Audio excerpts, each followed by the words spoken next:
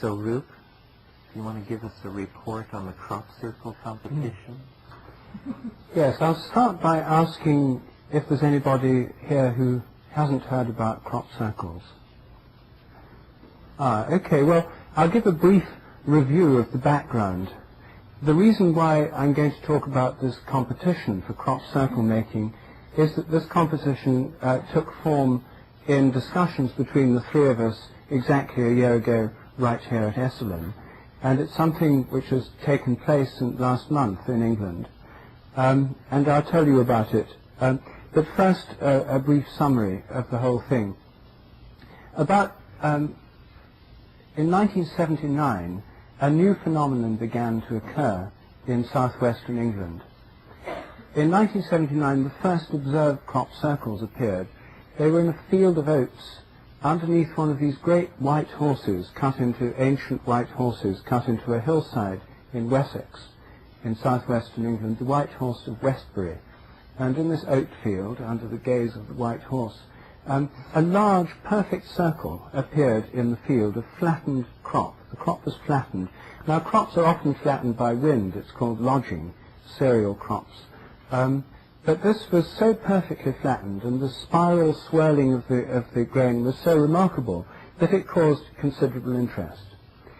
The place it happened was a couple of miles from one of the major UFO sighting points in southwestern England, and was immediately taken up by the UFO community in Britain, who thought this must be some landing pad in the field. And then another one appeared that year. So it attracted a little interest among UFO followers.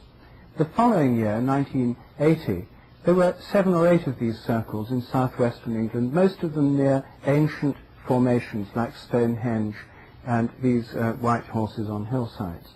The year after, there were even more.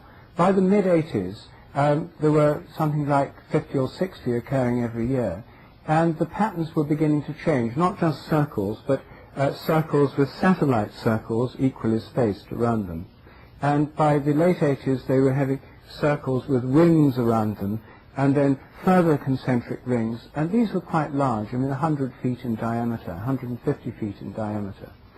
They're called corn circles because they were mainly circular to start with. In England, the word corn doesn't mean what it means here. It means any cereal crop. We don't grow maize in England very much, so it's mostly wheat, barley, and oats, especially wheat and barley. Well, as this attracted more attention, it got into local newspapers. The media began to pick it up. The mystery of the crop circles began. And the first theory that was put forward, apart from the UFO theory, was put forward by Dr. Terence Meaden, a meteorologist, who claimed that these were formed by a special kind of vortex or whirlwind. And for quite a number of years, this was the main theory that those who can't tolerate the mysterious adopted. So this was the sort of scientific theory. However, as the circles proliferated, as they started getting satellite circles and rings, and then as rows of circles began to appear in fields and ever more complex formations, Meaden's plasma vortex theory had to be elaborated to account for this proliferating variety of formations. And of course, the biggest difficulty he had was explaining why, if this was a purely natural phenomenon, why the number seemed to be increasing, so why people hadn't seen them in the past, and why they were confined to these sites near Earth mystery points in southwestern England. Well, then a breakthrough occurred. By 1990, the number of these formations had reached about 800 per year, and still largely confined to England, although a few had begun to appear in other countries like Australia and Canada, and 1 or 2 appeared in the Midwest in the United States. And by 1990, entirely new formations appeared, dumbbell-shaped formations, 2 circles joined by a line, then with satellite rings and circles, and half circles along the edge, pictograms they came to be called. Quite a number of pictograms appeared, large ones, huge formations in fields. By 1991, the size and complexity of these pictograms had increased quite remarkably. And last year, the season ended in August with an extraordinary formation, which was unmistakably and with remarkable clarity the Mandelbrot set. One of these fractal pictures appeared in a wheat field just south of Cambridge. Well, by this stage, the whole of Britain was riveted by this phenomenon. The Queen was taking books on crop circles to Balmoral Castle for her Christmas reading. Prince Charles was taking an interest. The media were full of stories. Local newspapers in southwestern England were producing weekly guides to crop circles in the location. Farmers were beginning to, instead of regarding this as annoyance, were turning it to profit as a form of rural diversification and charging £1 to go in. And the number of hypotheses was proliferating rapidly. There was, of course, the whirlwind hypothesis becoming ever more elaborate and ever more unbelievable as these phenomena became increasingly complex. There were various other phenomena, the migrating hedgehog theory, the plant pathology theory, that these were due to some kind of fungal disease that appeared in patterns, variants of the alien theory, that these were patterns beamed down from space, the high technology military experiment theory, that these were things carried out by American or British secret weapon development teams involving satellites, lasers and so forth. The Gaia theory, that they were communications and warnings from Gaia herself. The Earth Mysteries theory, that they were somehow connected with these ancient places, and indeed this year has taken a new development. Several people, including Dr. Meaden himself, have proposed that Stonehenge, Avebury and other great stone circles were in fact originally crop circles, which so amazed people at the time they put stones there to mark where they were, thus neatly accounting for the close proximity of crop circles to these ancient Earth mystery spots and ancient megalithic sites. And then there were a variety, by last year, of hoax theories. As these phenomena proliferated, the skeptics switched their allegiance from Dr. Meaden's plasma vortex theory. No one had ever seen a plasma vortex, but they hadn't worried the skeptics when it seemed that this was the best way of explaining the phenomenon away. But as that became more incredible, the hoax theory began to gain ground.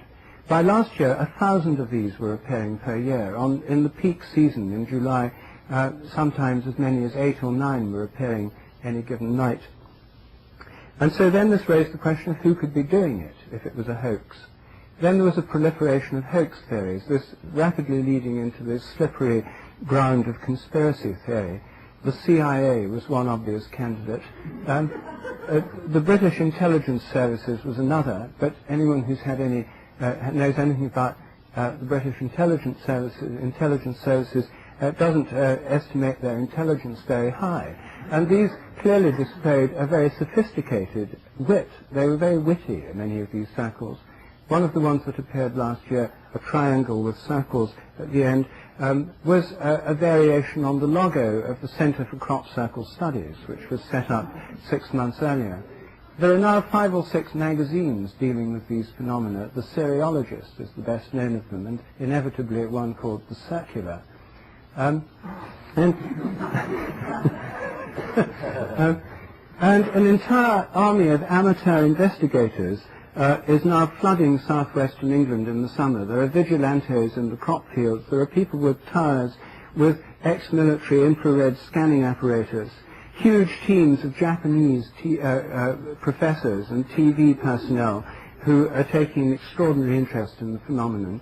And of course this led to our own favourite hoax theory, spawned here at Esalen last year, that the whole thing was in fact being done by the Japanese.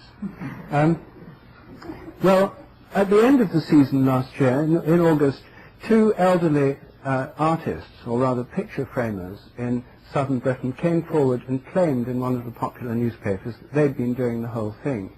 Doug and Dave, they were called.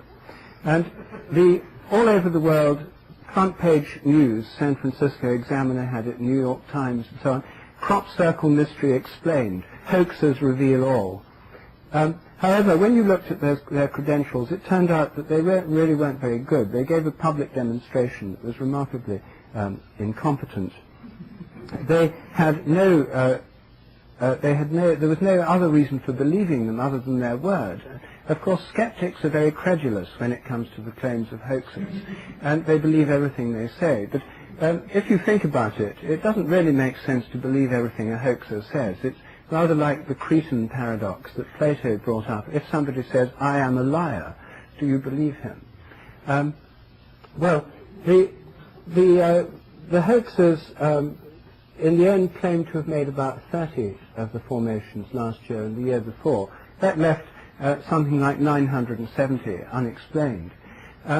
So the entire phenomenon was at this state this time last year.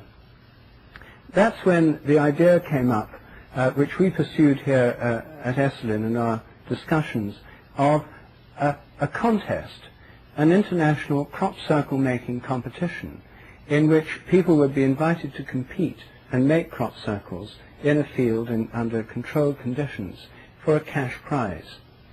And when I got back to Britain, I pursued this. I got a German magazine, PM magazine, a science magazine, to provide the backing for this. They put up the money for the prize. The Koestler Foundation in Britain put up some money too. And the thing was then sponsored by the Guardian newspaper, which is one of Britain's leading serious newspapers. And we got together a committee, and the contest took place on the night of July the 11th in some fields on an estate in Buckinghamshire belonging to one of Britain's most eccentric baronets, Sir Francis Dashwood. And Dashwood thought it was a good idea, and he liked it, and of course compensated him. And the thing was written up in the Guardian. Teams entered from different parts of Britain. And the contest occurred on a particular night. They were sent a fixed design in advance, containing features believed to be difficult to hoax. For example, rings of flattened corn around a centre which was not flattened. So you'd have say a 20-foot ring, a diameter ring, around an unflattened centre. And of course this is difficult, because to make a ring artificially you have to stand in the middle or put a post in the middle, and that should leave a mark. So the idea was to do it without leaving a mark. Well, the teams showed up on the night. The hours of the contest were from 10 p.m. till 3:30 a.m. in this field, so they had to register by 9:30 p.m. We had a tent in the field, a marquee. And at 9:30, these small groups began to materialize from the gloom. And they were an extremely varied group of contestants. One team was led by, well, there was one team of Cambridge undergraduates who claimed to have done the Mandelbrot set, a claim they later retracted. They only said that in order to get a place in the contest, because they thought it would intrigue us.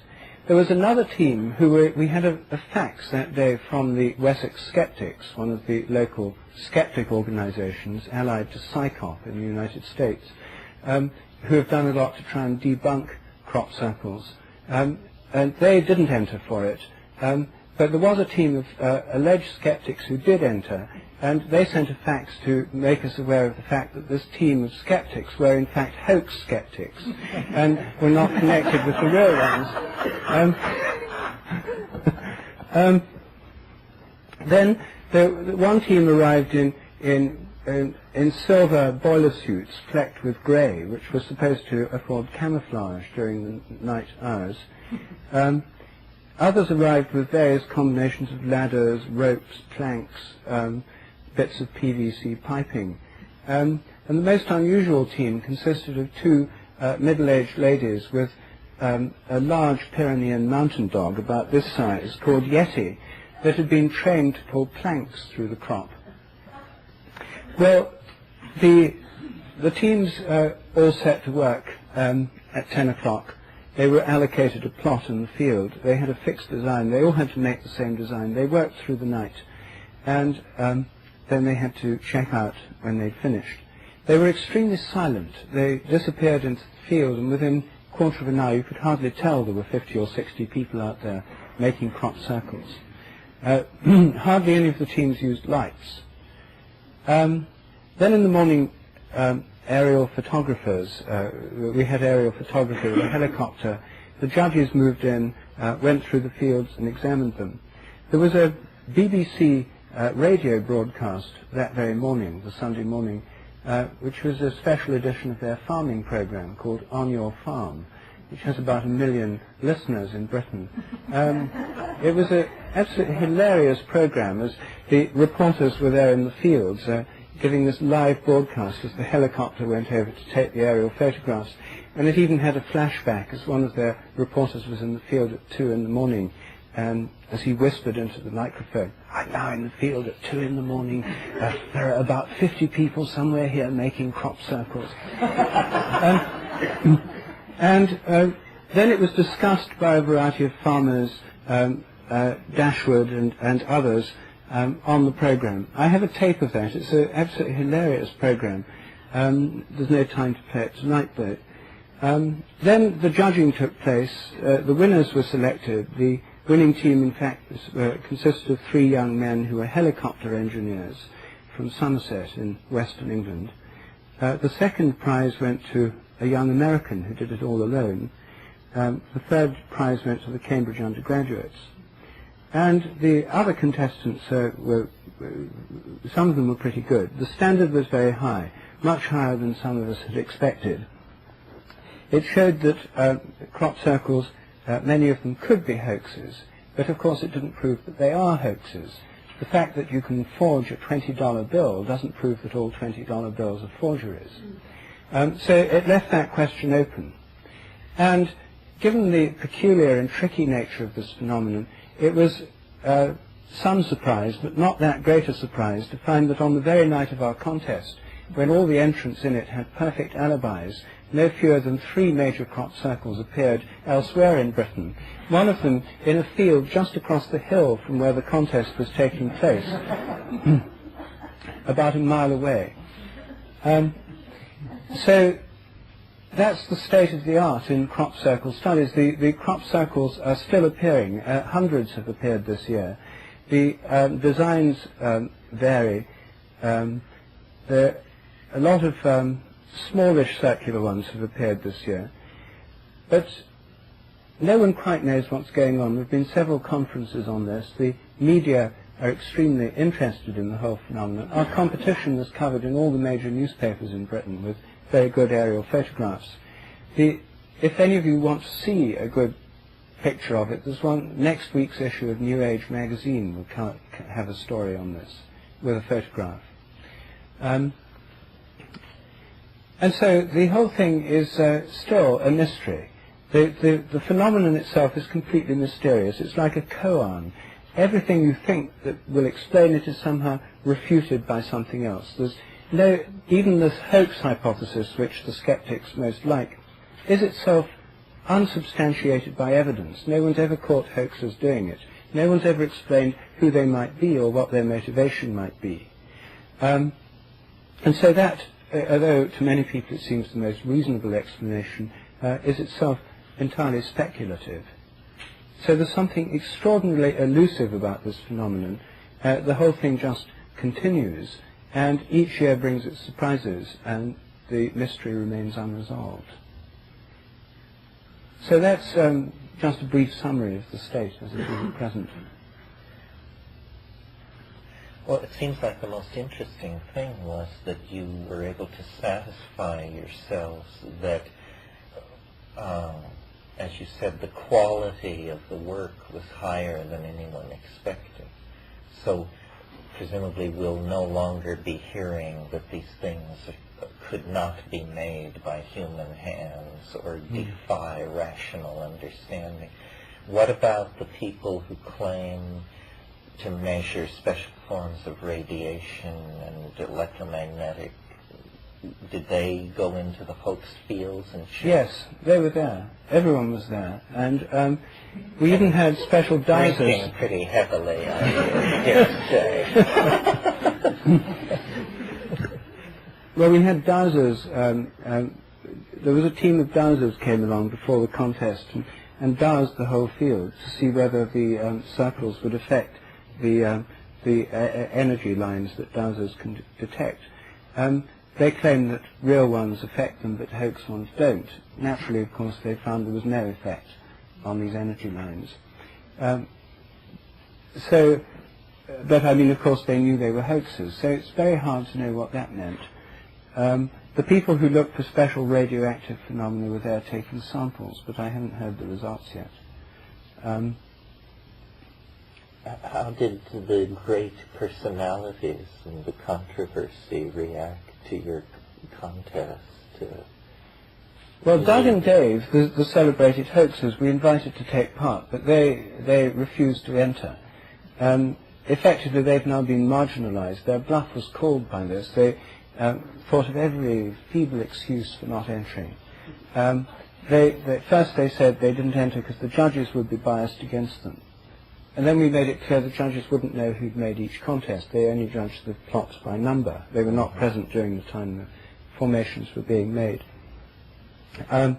Then they objected that they'd been treated most unfairly by the media, and they had a great resentment against the media. And we made it clear that we weren't the media, that this was a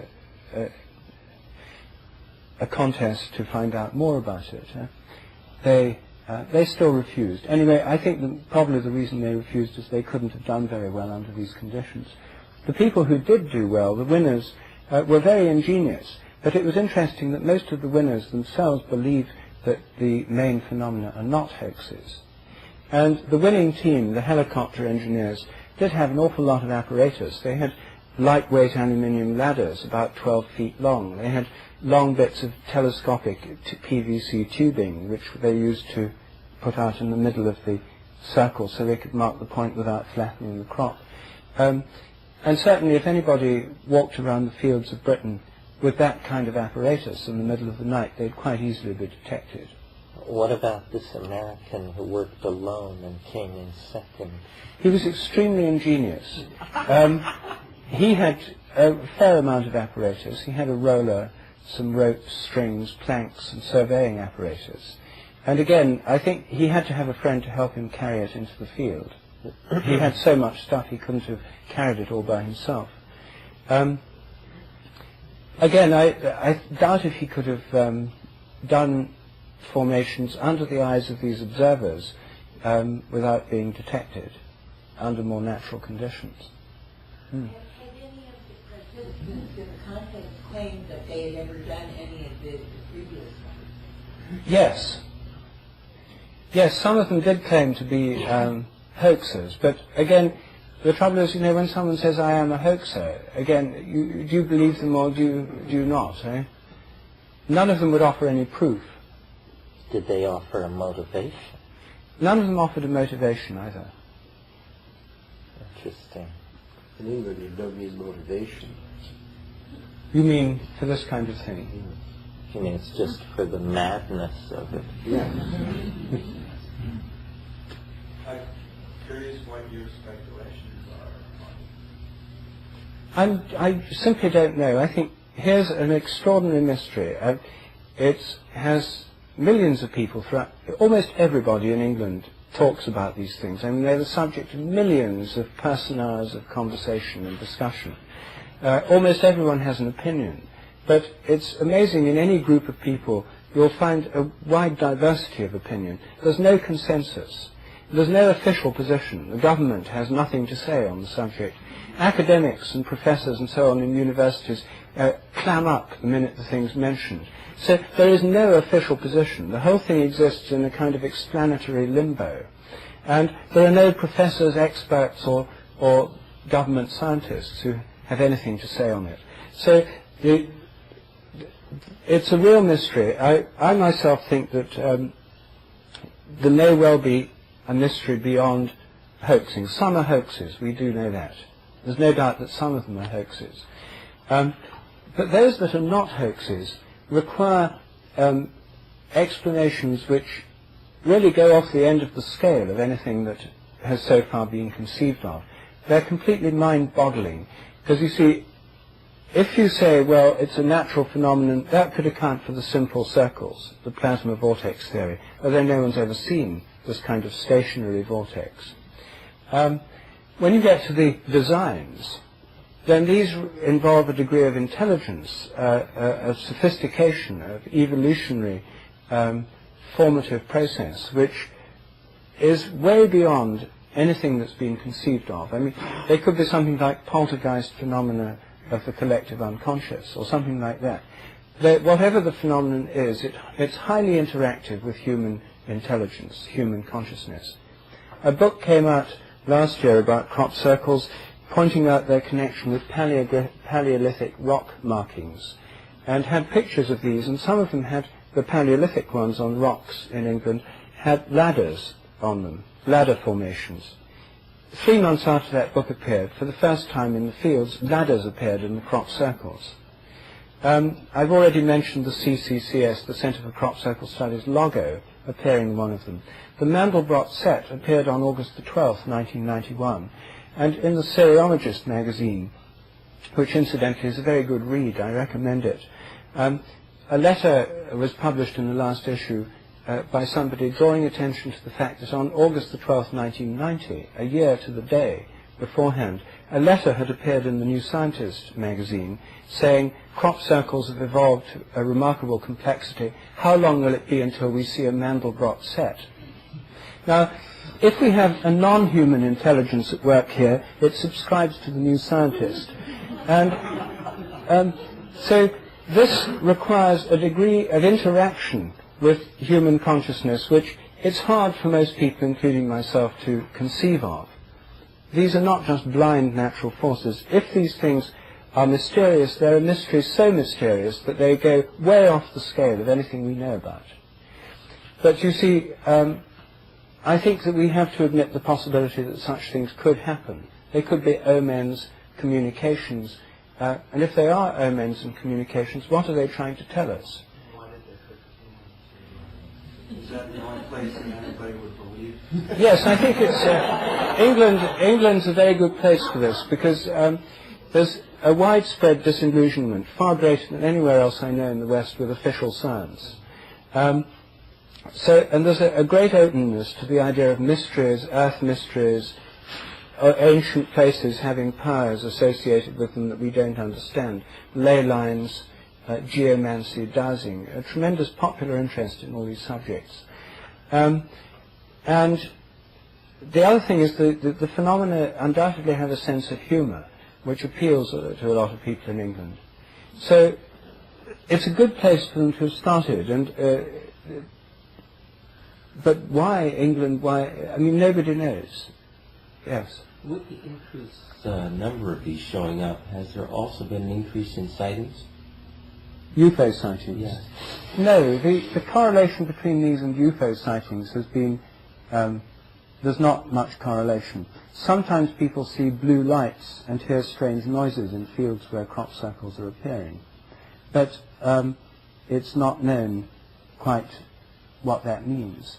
And all sorts of strange things happen in association with the crop circles. There's 3 of us here, Joel, Ralph and I, were part of one of these. We went to see, Ralph was visiting England last summer.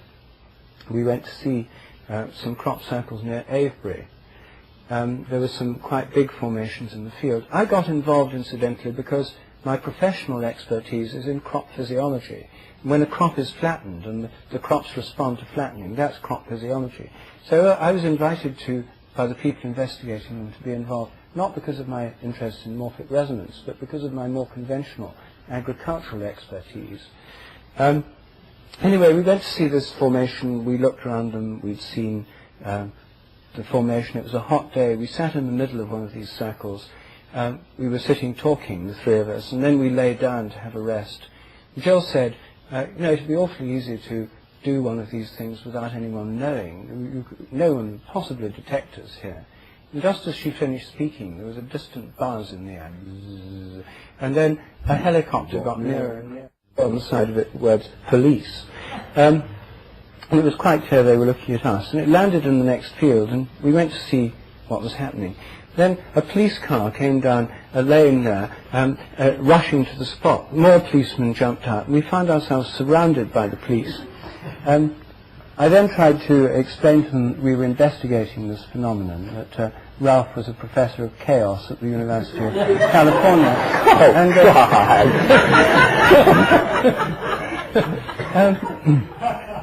And it soon dawned on us that they thought that they'd finally caught the hoaxers, that these police helicopter patrols had been observing these things for years. They knew that this was a new one. They hadn't seen it before. They saw us lying in it. They thought we were rolling around making it, you see. And the situation was beginning to get extremely embarrassing when we were saved by the unexpected arrival of a jeep that drew up, and the doors burst open. About a dozen Germans jumped out, many of them with cameras around their necks. And the one who was the driver and obviously in charge went up and started talking to the police. Then he saw me. He said, "Rupert," and I said, "Johannes." And it turned out that we knew each other. He was someone called the Baron Johannes von Buttelaar, who's an eccentric baron in Germany, who lives in a castle and writes books on UFOs, who was doing an investigation of these things. He turned to the policeman and said, "This is perhaps the only scientist in Britain who can explain this phenomenon." And the police then were rapidly marginalized, and after about 5 minutes they all melted away. But strange things happen around these circles. Many peculiar coincidences happen. Everything about them really is mysterious. And it's a palpable mystery. I mean, there's no doubt the phenomenon occurs. Although it should be said, no one's ever seen one of these things come into existence. Has there been any methodical attempt to uncover it? Has there been any methodical coverage of the land to see if they can find it? You mean exhaustive? Yeah, a method out, you know what I'm saying. How about a high-tech satellite? Well, the thing is, you see, that the whole of this investigation is conducted by amateurs. There's no official effort at all. There's no official funding. There's just a deafening silence from the authorities, which means that the whole thing's done in the best British tradition by amateurs working in a very amateurish way. So there are people out there with sort of homemade watchtowers and binoculars and so on, tape recorders.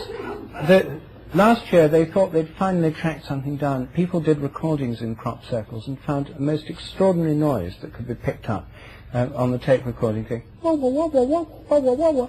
Sounded really peculiar.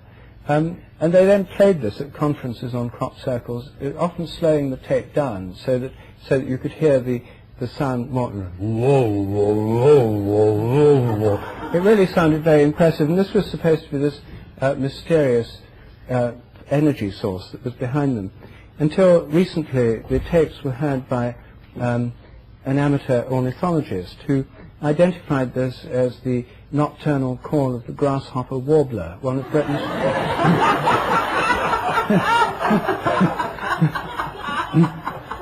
one of Britain's shyest birds, and noted by naturalists as having ventriloquist properties. It can shift the apparent source of its voice from place to place in the most extraordinary and uncanny way. So that mystery was solved, but it still left hundreds of other ones unsolved. You used to mention that somebody saw lights and they heard noises, and yes. did you go to investigate that? Oh, they did, yes. There are lots of people out there with video cameras and so on trying to capture these things on film. But the interesting thing is that they usually happen when there are teams there all night. The Japanese had a team of 60 people last year surrounding one of the fields where these things occur most commonly. And they had all this infrared apparatus, professors of electronics and atmospheric physics and so on, hundreds of them, well 60 of them anyway. And they were there for, I think, 2 weeks, and they didn't see anything. On the last night, there was a heavy morning mist over the lower part of the field, and they were all there waiting. They saw nothing all night. When the mist rose in the morning, there was a huge and perfect circle about 200 yards from where they were. This is a strong argument that the Japanese are doing.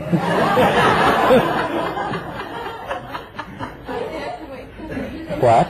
They had to wait 2 weeks for the mist to appear. Can they return to their original, the the grass rise up again, or the grain rise up again after a year or a month or what? Well, when you flatten the stalks of any grass, any cereal, the nodes bend and the thing bends up again as long as it's still green. It doesn't happen in a mature. Sort of break. No, they don't break. They're bent, and then they can grow back. But they don't occur in the same places each year. How do they get all the photographs? You notice a book of them, or how do you get photographs? Well, there are dozens of amateur aerial photographers, and the air is thick with these aerial photographers in the season in southwestern England. Lightweight planes going over photographing these fields. I think it's interesting that the other crop circles appear in, what was it, the Midwest of America and Australia. These are also English-speaking countries. Like they don't appear in any other countries like Spanish or whatever, or Egypt. They do. A few do. Actually, what Russia. happens is that people say they do, but confirming any crop circle outside of England turns into a very peculiar process. I think it should be considered largely confined to the British Isles. These claims of crop circles in remote parts of the world are absolutely fraught with the specious. Well, there are photographs of ones in the Midwest and in Canada, but they're pretty crude, and they don't. I mean, they could well be hoaxes, and there are very few of them too. What about this metal brass set one? How good was it? Oh, almost perfect. I mean, it was extraordinary. Large, Oh, it was huge, and it's about 200 feet across, with the picture and then all those sort of subsidiary bits on the edge. boundaries, did it begin to get more and more complex? Yes, it was Well, a real but you fractal. shouldn't. I mean, it was not the Mandelbrot set. It was a symbol of the Mandelbrot set. You can't make a Mandelbrot set in a wheat field. I mean, it's just. What do you think it is? Well, as you can tell, I'm not swept away. Well, I'm not sure, but I think that the kind of ratiocination that's been done so far has been incredibly friendly to the phenomenon. There's a whole bunch of funny stuff going on with this thing. First of all, no one has ever seen one come into existence, and yet you don't hear much talk about that. That's just glossed over. Clearly, if you saw one come into existence, you would know how it's made. That's why we don't see them come into existence. So whoever or whatever is making them doesn't want you to see it happening. The other thing that I find just incredibly bizarre that no one ever talks about is this is a part of England that is littered with Air Force bases, nuclear weapons depots, so forth and so on. We're asked to believe that the government of Great Britain is utterly sanguine about the fact that there are 1,000 violations of English airspace last summer in an area of high military security. It either means that the British government is utterly incompetent, or that they are perfectly confident that this poses no problem to their concerns, which means they know what it is. I think it's very, as somebody suggests, it's very odd that it occurs within driving distance of John Michel's front door. It's tailor-made for the English mind.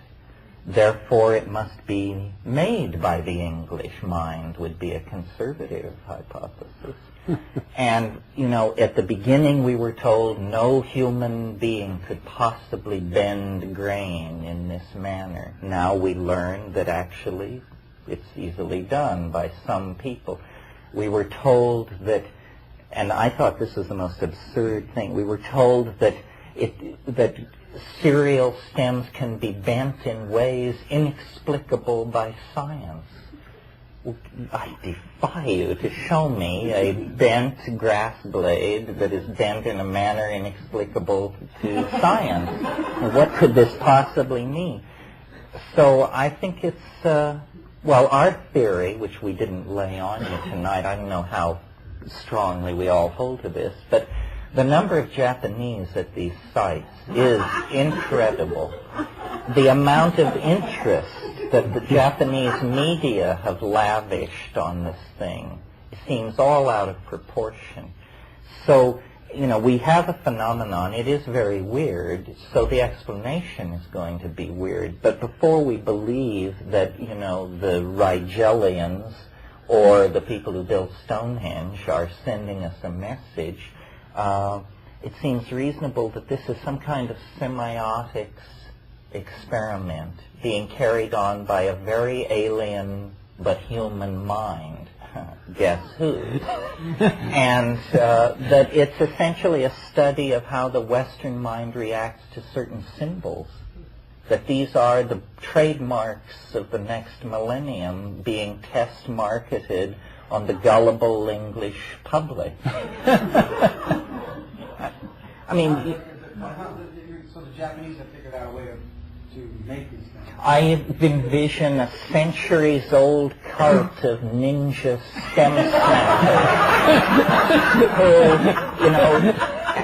at a given hand signal from their chief, can drop their minoltas, rush into the field, and in a few minutes, because the famous story that's always told is the story, as Rupert told it, about this Japanese team, and they studied, and they had infrared, and and then, lo and behold, in the field behind them, this fantastic crop circle occurred while they were all supposedly looking at the field in front of them. So then this is told as a humorous story about the ways of the mysterious force that builds the crop circles. But it sounds to me like a story about how the Japanese do this. They direct their own and hence everyone else's attention at point A. Then the ninja stem snapping team launches its attack, and there you have this great mystery. That's what Rupert did when he was conducting his contest. Wasn't he conducting his contest and the next morning over in the other field? Wasn't there? Yes. Well, it was the ninja stem snappers thumbing their nose at... no, I have no idea. I think it feels like a disease in language or something. The problem is not the cereal crops of England. The problem is our own powers of observation and description. You're not taking this... He's aging. As serious. Rupert described this as a palpable phenomenon, and I guess maybe the UFO phenomenon is less palpable. Is that accurate? Well, I liked it when it was... I went along with it for a while, but then, you see, I never have seen a crop circle. Ah. So I was relying on the couldn't be done by human hands. These statements were made by the experts, the John Michels and these people. They said all these things over and over in print. I don't know what they say now that Rupert has secured the fact that, in fact, Americans and helicopter mechanics, not two sets known for their perspicacity, are perfectly capable of making convincing crop circles. I haven't heard what John Michel says, but it's, the breathless true believers always rush forward into the abyss and proclaim could only be done by the plebeians or somebody else. I think it's fraught. And I notice, none of us have rushed to proclaim it a direct communication with the overmind. Well, wait a moment. Oh, you do? Well, I think it's worth considering. Well, that's not exactly a ringing endorsement. How conservative you are in this regard at the same time as exhorting people in your books to go out and accept the existence of the transcendental other.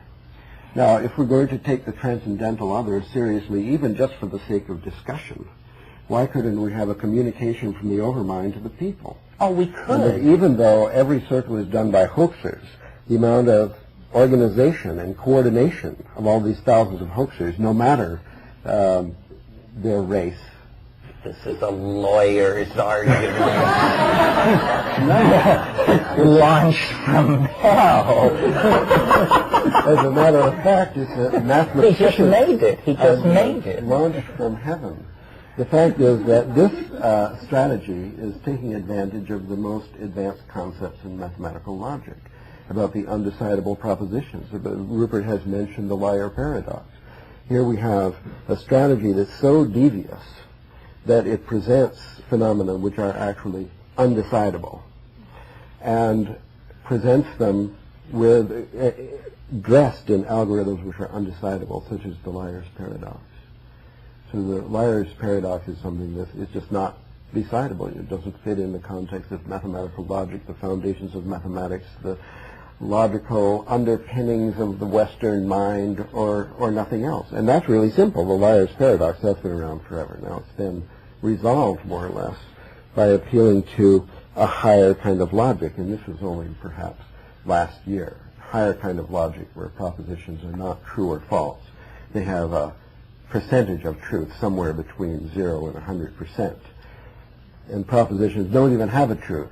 They have arrived just in time for the election. For this new form of logic. Well, compare the crop circle phenomenon with the UFO phenomenon. There we've heard you in the past advocating the invisible circle idea, that the UFO phenomenon has been devised from some higher intelligence in order to confound science, right? To destroy the rational, to to deconstruct the Western mind, to give a fresh start to a new organization in the whole mental world. That's only a few years ago. And here's the crop circle phenomenon. It's much better. I mean, not everybody has seen a UFO, but anybody who wants to can go to England and see crop circle. But imagine if all you had of UFOs were photographs. That's sort of the situation with the crop circle. This weird The whole problem. Now, here you are. You're Gnostic. No, you can't see them happen. The crop circle is not mysterious. It's the crop circle coming into being which is mysterious. There's nothing mysterious about the crop circle. It's made out of wheat. Your position. The act of its coming into being, and no one has ever observed that. Well, would it make any difference if you were standing by and saw the, as the policeman actually told us after landing the helicopter, that they had been flying along and they'd seen this circle gradually deepening over a period of a week. Now, I didn't see it, but he did. Well, I don't know if he did, but he said he did. But suppose that that was me, and I saw it, and now I'm telling you, and you still wouldn't do it. Or you saw it. See, it wouldn't make any difference. Well, you would think they would film it. Your whole problem is that you haven't even seen the circle, so somehow you can maintain your posture with utter certainty. No, but many people who have seen the circles maintain their posture. To suggest that that's the Holy Grail is a bit fishy. It's still too weak a phenomenon to swing you into entertaining even for 1% the possibility that the overmind or the Gaian mind, I mean, here you are, you've got the whole book, Food of the Gods, about communication with the Gaian mind, the botanical intelligence of the planet. But you have to, you don't couldn't a get stalk to of these grain places, have a psychedelic experience? I think you get to these places by following the rules of evidence. Everything in our lives that is far out has stood the test of evidence. There's many far out things which we dismiss as hokum. We dismiss these things as hokum because they have no evidentiary power. And there's something fishy about this. I can agree 1%, 2%, but in fact it's an incredibly unrobust phenomenon. If it's I didn't realize you were a slave of science. Oh no, I am. The good stuff is real. We're going to dismiss as hokum anything that doesn't fit the current paradigm, then there's no possibility. No, not anything, just this.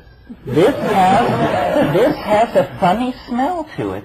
And while you don't want me to dismiss it, I dare say you don't want to proclaim it as the true other because you sense the danger of that.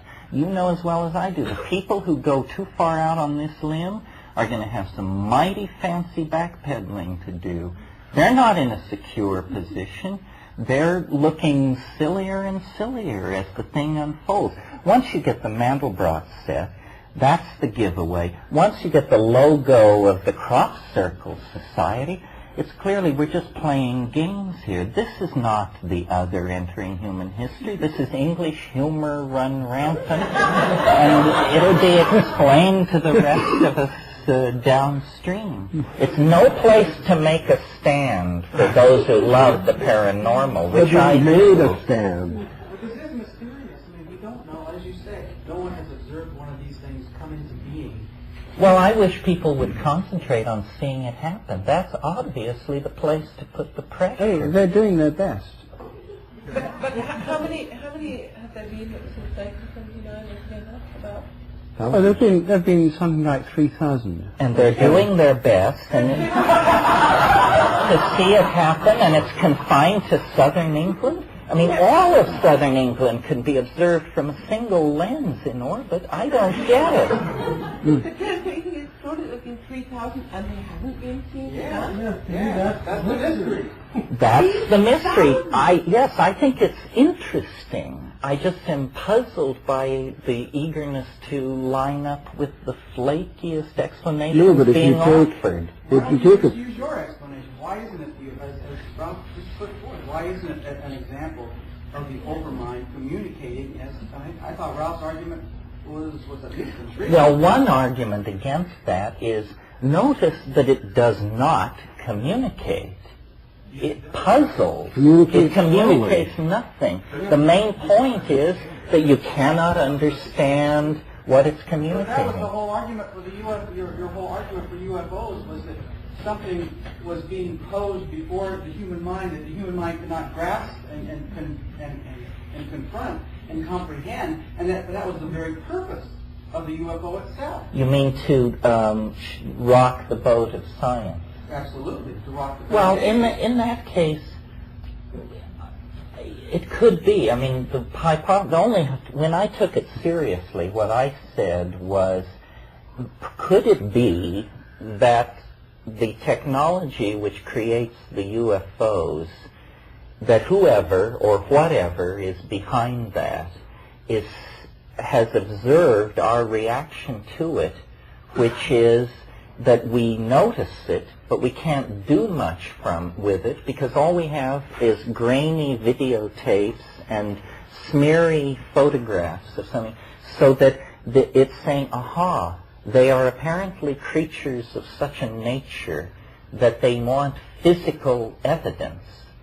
So then they say, the crop circle is physical evidence of something, but it's not like having a flying saucer land in a field and stay there. Yeah, it's like a thought or a tracing or something. It's a memory engram. So I thought, the first ones were in 79, as Rupert said, 3 or 4. The next year more. The next year more.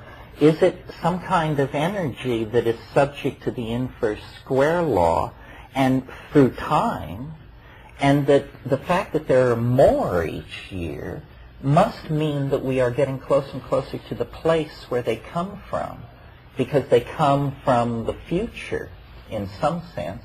But then I just, when it became, it isn't very alien. No. It's kind of silly. And the Mandelbrot set is the giveaway. The fact that somebody can write to Nature and say, why haven't we seen the Mandelbrot set? Or it's just a shape in mathematics for purposes of this discussion. It's the name of a mathematician. So he discovered it. I was wondering what they were trying to accomplish by arranging that contest. Well, the idea was to find out just what human hoaxes or human beings could and could not do. Because last year the central debate was, is it or is it not a hoax? And there was a huge amount of speculation. The skeptics would say hoaxes can do everything. The true believers in the mystery of crop circles would say a lot of things about what hoaxes couldn't do. But nobody actually knew, since no one had ever seen a hoaxer in operation, except Doug and Dave in a public demonstration, which was extraordinarily incompetent. So it was an attempt to further our understanding of just what could and couldn't be done. There was a large prize, £3,000, about $6,000, which was quite a strong incentive for people to be as ingenious as they could be. How about one experiment that having maybe a Peruvian shaman take ayahuasca for mushrooms and possibly maybe communicate in some way or Well, we didn't rule out any means of making them. People could have done it that way if they liked within the contest. I think the contest, what it did show was that more could be done by human beings than many people had thought possible. In that sense... contrary to your own theory that this could be done by human beings. This is an area where I don't have any particular theory. I'm genuinely open-minded about crop circles. You don't see morphic resonance possibilities here? Oh yes, well they're field phenomena in the most literal sense, aren't they?